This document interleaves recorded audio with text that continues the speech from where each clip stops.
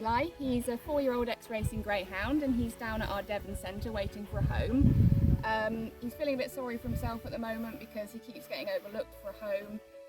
He's been with us a few months and he's had some interest, but sadly he's got a health issue which is putting lots of people off from adopting him. So he's the friendliest dog, he's the happiest dog we've got here. He's kind of a Labrador in greyhound clothing, so he loves people, he's always happy to make new friends. He loves dogs as well, and he's friendly with small dogs as well as other greyhounds and larger dogs. He could quite happily live with another dog. We wouldn't home him with a very small dog at the moment just because he's a bit overexcited.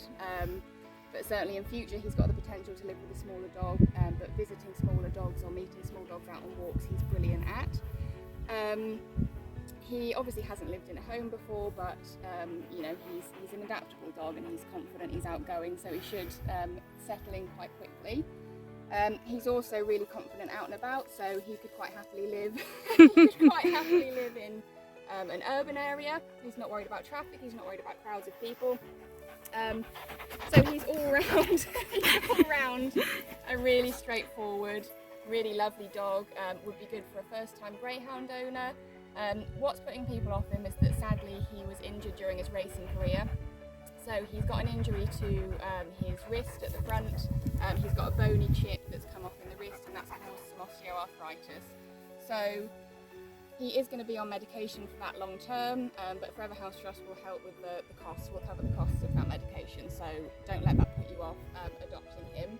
The other thing that's putting people off is that because of that injury, he is meant to be on restricted exercise, so he's going to need shorter walks, so 20 minutes, half an hour walk, and he's not able to do lots of really intense off-lead running, so he's not going to be a dog who can sort of go zooming around a field with other greyhounds.